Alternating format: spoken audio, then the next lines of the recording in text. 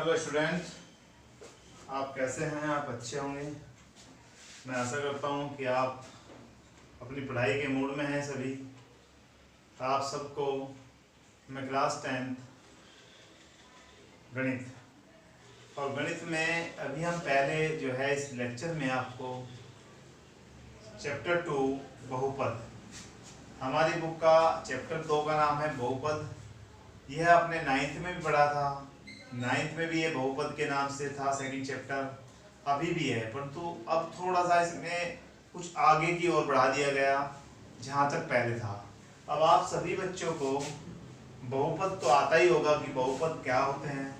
मैं थोड़ा सा पहले बहुपद के बारे में बता दूं कि बहुपद क्या होते हैं। बेटा, अगर हम x की घात यानी कि जैसे कि चर है, इनकी घात पूरी संख्या पूर्ण संख्या होनी चाहिए। x की 2 + 3x, यहाँ भी x की घात 1 है, यहाँ भी 2 है, यानी कि वह बहुपद नहीं होता जिसमें अगर कहीं जैसे लगा दी जाए 2√x + 3, तो यहाँ पर चर की घात क्या आ गई? √ आ गई। तुम्हारी 9th क्लास में पहली एक्सरसाइज में पूछा गया था कि इनमें से बहुपद को छांटिए, तो बेटा वहाँ पर बहुपद वाली स्थिति आ चुकी है आपकी। अब मैं इससे आगे का बताता हूँ। सबसे पहले बहुपद की क्या फॉर्म होती है, जैसे कि एक तो होता है जैसे ax + b, जहाँ पर x की अधिकतम घात होती है वह क्या होता है? रेखीय बहुपद। कैसा बहुपद है? ये रेखीय है। अब आता है, अगर मान लिया जाए यहाँ पर ये होता है रेखीय बहुपद।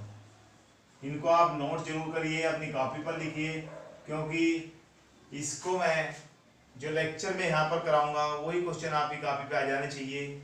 यहाँ पर ax² + bx + c मान ले जाए ये है, इसकी अधिकतम घात कितनी है? 2, तो यह कहलाएगा द्विघात बहुपद। क्या कहलाएगा ये?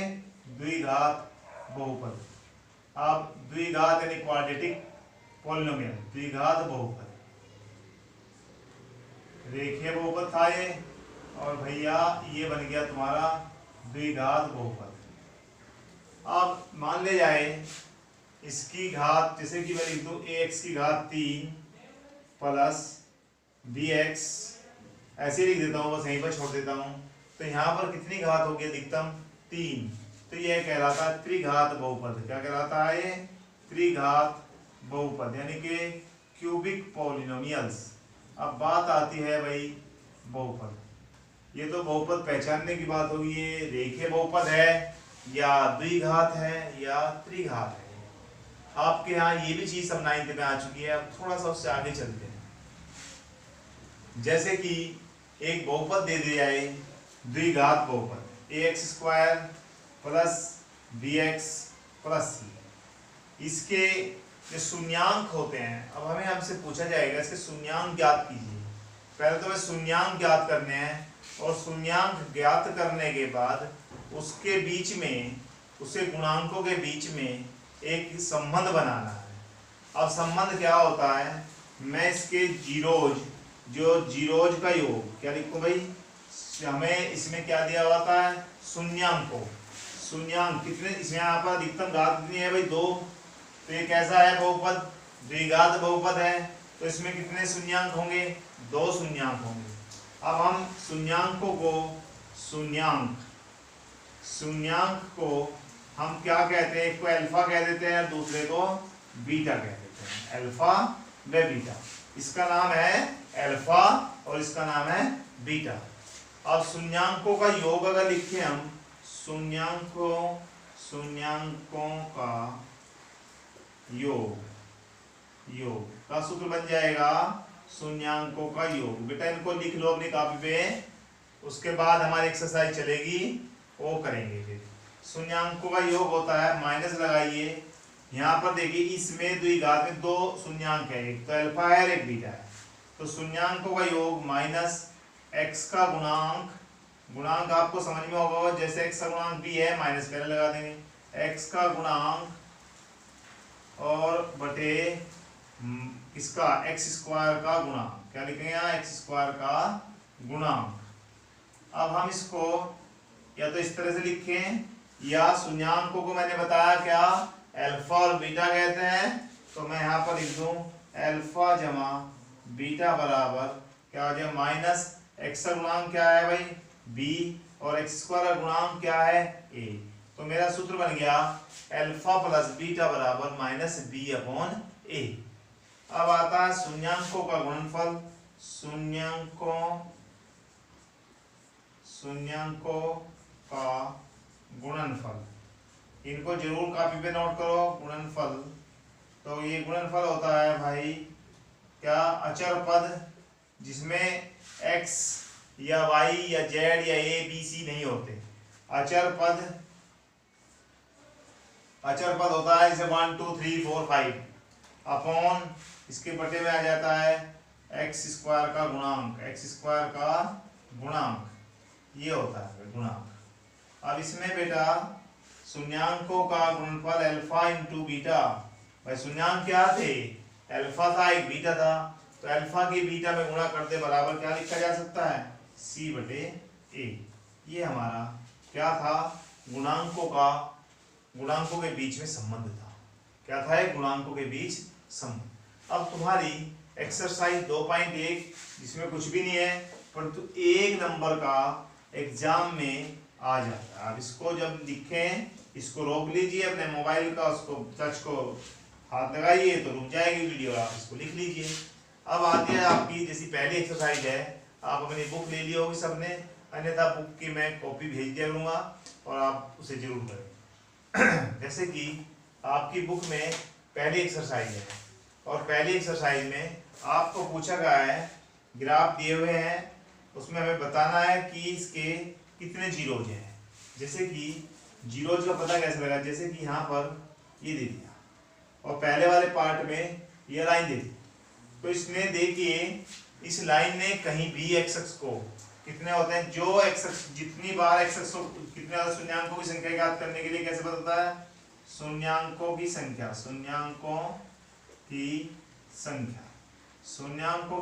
के लिए क्या होता है भाई हम देखते हैं एक्स अक्ष को कितनी बार काटा गया है।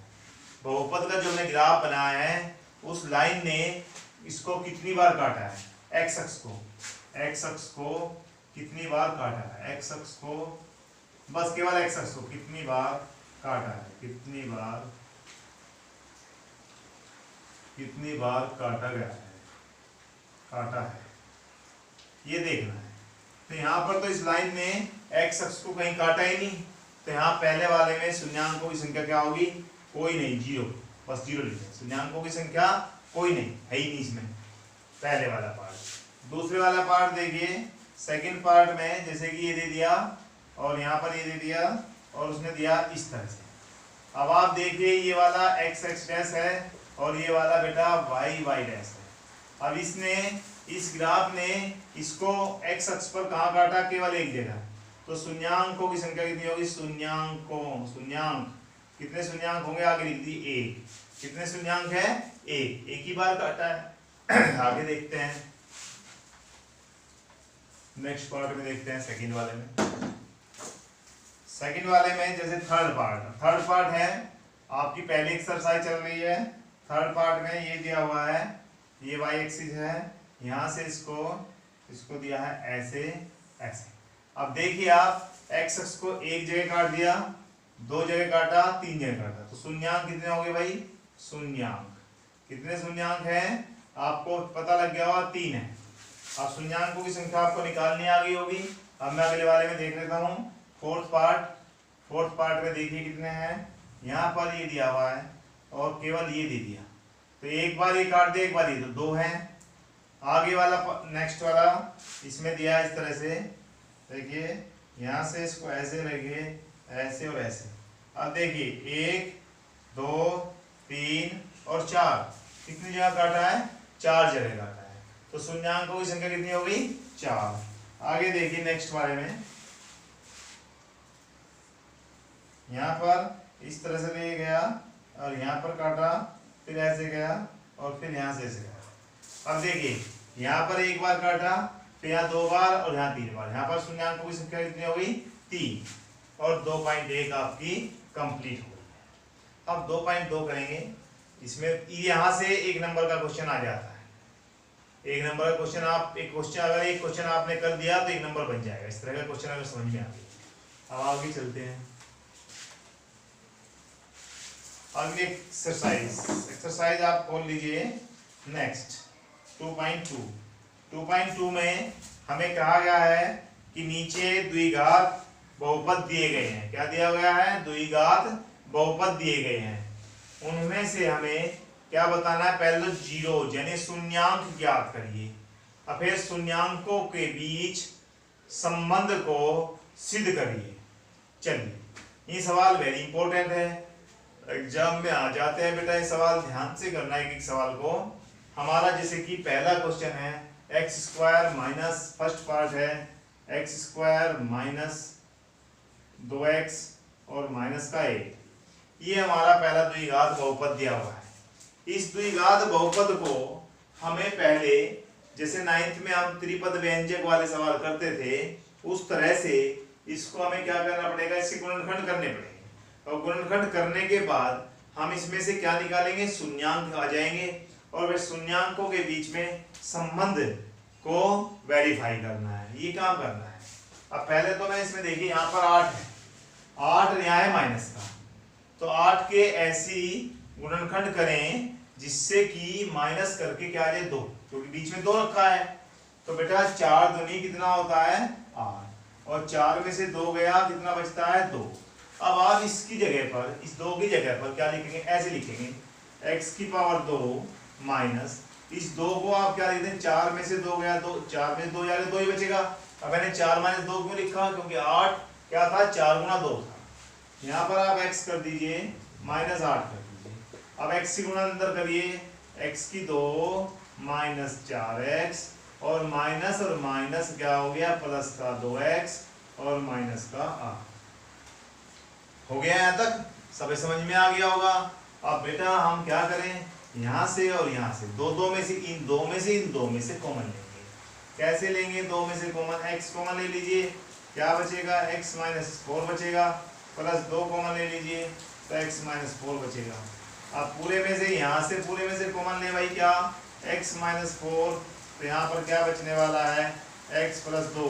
अब हमारे पास x माइनस 4 आ गया और x प्लस 2 आ गया, ये गुणनखंड आ गए इसके। अब आगे का काम देखिए, क्या इन्हें क्या कहा था? शून्यांक ज्ञात कीजिए। तो मैं पहले इसको x माइनस 4 को 0 रख दूं और x प्लस 2 को भी 0 के बराबर रख दूं, तो शून्यांक निकलेंगे हमारे।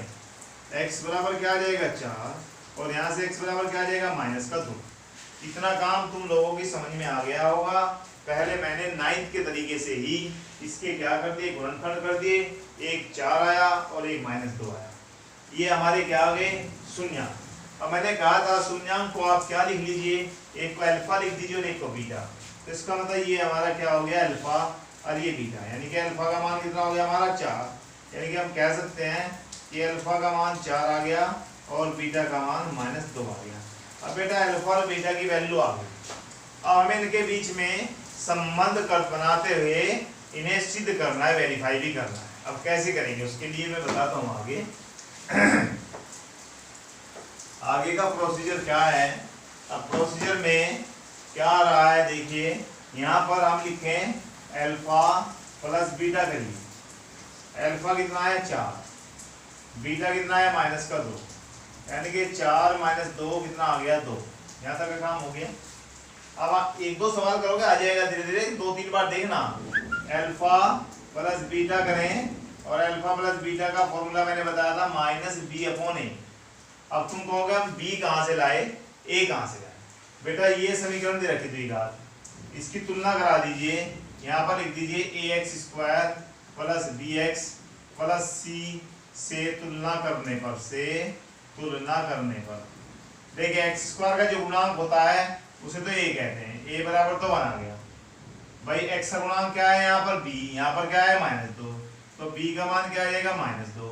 आगे बचा यो अचर पद, तो c का मान कितना आ गया? -1। हमारे पास a का मान 1 आ गया है, b का मान -2 आ गया है और c का मान -8 आ गया है। अब हम क्या करें भाई? हमारा यहाँ से क्या आया? 2 आ गया। अब मैं अल्फा प्लस बीटा क्या होता? -b/a माइनस बी का मान देखिए क्या निकाला मैंने -2, यहाँ लिख दीजिए -2।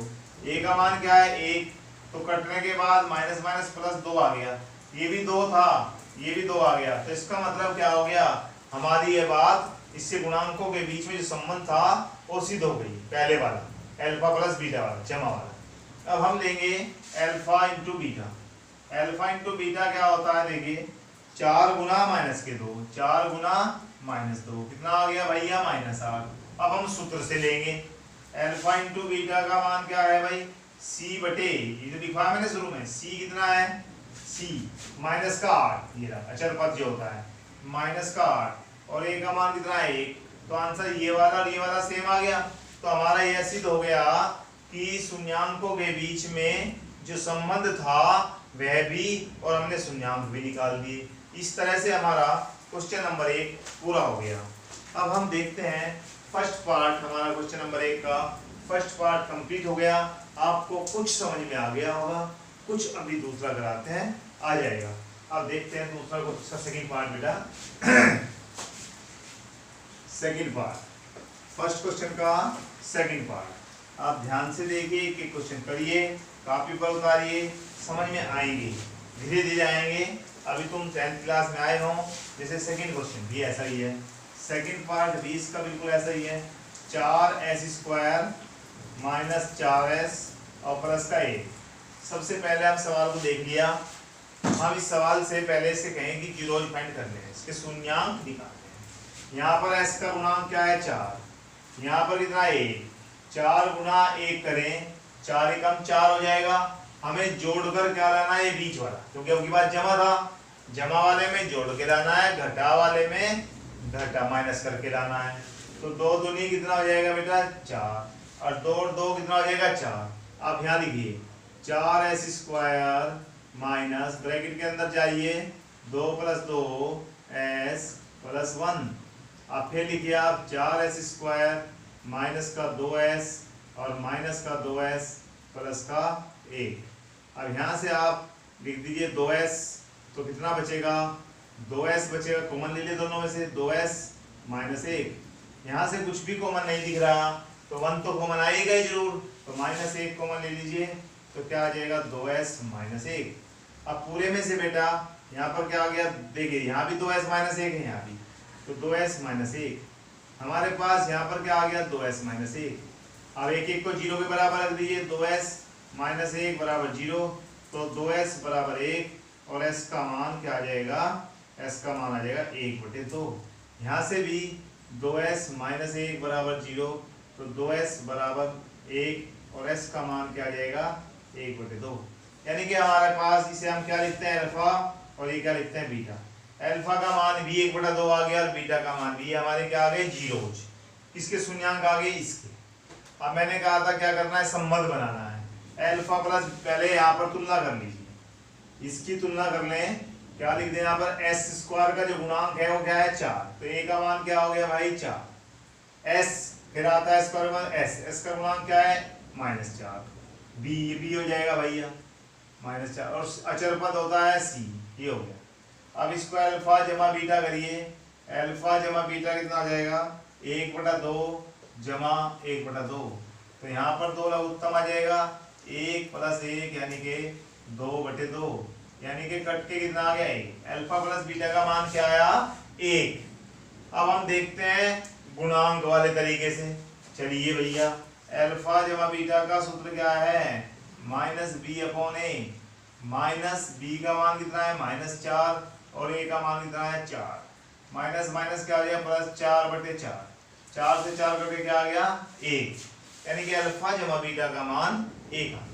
यहाँ पर कितना आया 1, यहाँ पर कितना आया 1, सिद्ध हो गया। अब हम क्या करें, अल्फा इंटू बीटा करते हैं। अल्फा इंटू बीटा, तो अल्फा का बीटा का 1/2 गुना 1/2, तो गुना करें 1 कम 1 नीचे 4 आ जाएगा भाई। अल्फा बीटा का मान कितना है 1/4। अब सूत्र लगाते हैं, अल्फा इंटू बीटा का सूत्र c/4, c/a, c का मान है 1 और a का मान है 4, वही आ गया सेम दोनों में, तो इसका मतलब हमारा आंसर बिल्कुल सही हो गया। तो हमारा क्वेश्चन नंबर फर्स्ट का सेकंड पार्ट कंप्लीट हो गया है। अब हम लेते हैं इसका थर्ड पार्ट। क्वेश्चन नंबर पहले का ये दूसरा पार्ट था। अब मैं क्वेश्चन नंबर फर्स्ट का तीसरा पार्ट लेता हूँ। तीसरे पार्ट में देखिए क्या है बेटा। तीसरे में है 6x² - 3, यानी कि थर्ड पार्ट में है 6x² - 3 और माइनस का 7। आप वीडियो को जब भी देखें पूरी देखें और ध्यान से देखें। जब तक नहीं देखेंगे एक बार या दो बार देखें और 2 बार देखने के बाद फिर उसे कॉपी पर करें, जब समझ में आना शुरू होगा तुम्हारे। अब यहाँ पर देखिए x⁻² है, यहाँ x⁻1 है, यहाँ पर नहीं है x। पहले हम इसे अरेंज कर लेते हैं। अरेंज का मतलब पहले क्रम बना लेते हैं। पहले x की बड़ी घात फिर छोटी फिर छोटी। 6x⁻² - 7x और भैया माइनस का 3 बन गया हमारा। अब यहाँ से इसकी और इसकी गुणा करें तो 6 × 3 माइनस का 3 है तो माइनस के 18 आ गया। इसकी गुणा और इसकी गुणा। अब हमें 18 से घटा के, यहाँ माइनस है ना, घटा के क्या लाना 7। तो बेटा 9 × 2 कितना होता है 18, और 9 में से 2 जा क्या बचता है 7। यहाँ लिख दीजिए आप 6x⁻² - 9 - 2 × x - 3। तो 6x² - 9x और माइनस माइनस प्लस का 2x और भैया माइनस का 3।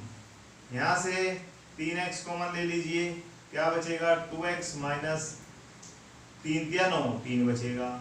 यहाँ पर कुछ भी कॉमन नहीं होता तो 1 लेते हैं, जो यहाँ चिन्ह होता है वही चिन्ह यहाँ लगा देते हैं। यहाँ क्या बचेगा 2x बचेगा, यहाँ -3।